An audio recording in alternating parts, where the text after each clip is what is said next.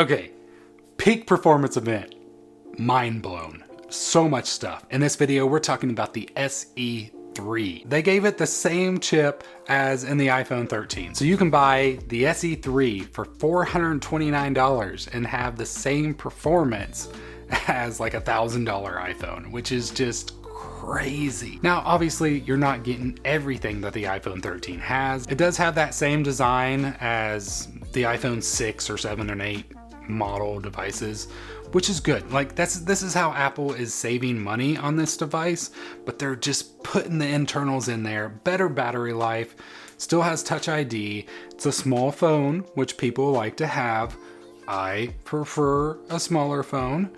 I honestly believe that the next version of this is gonna look like the iPhone mini. That's just my take. I'm putting it down there. I think since they're getting rid of the iPhone mini, then the iPhone SE is probably going to take its place in the next version. Sadly, will probably be 2 years from now. It does come in 3 new colors: Starlight, Midnight, and then the product red. All of them look amazing. I, of course, am a little biased towards the product red because red looks awesome on this phone. My son actually uses the old version of the SE and it works really well. Like, and he also has the product red, of course. So let's answer a quick question. Who is the iPhone SE for? So this is the 3rd version of it, but who's the iPhone SE for?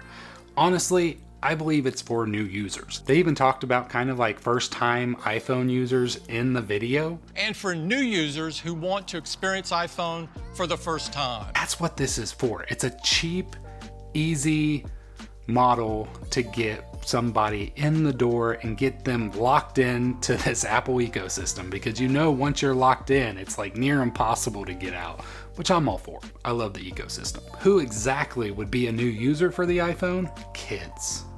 My son has the old SE. He has the SE2 and he loves it. He's got the product red, of course, and he's planning on eventually upgrading to this one.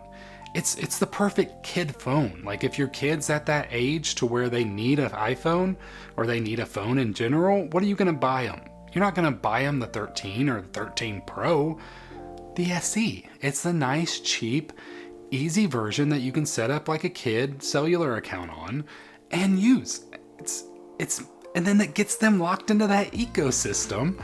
It's genius. So that's what the SE is all about. That's why it only comes out every 2 years. That's why it is also smaller. Now, I understand other people do use this phone. Adults use it for most intense purposes. This phone is really for what I believe is like the kid market. It's like the replacement of the iPod Touch. If you want like a small iOS device for a kid, at this point in time, like the iPod Touch, you don't really want to, I'm like, it's only like 100 or more than for the iPhone. So why not get them the iPhone that you can later on add service to? Because you don't have to have service for the iPhone. My son, he still doesn't have service, but he's had the iPhone for 2 years almost now. And the price is great, $429.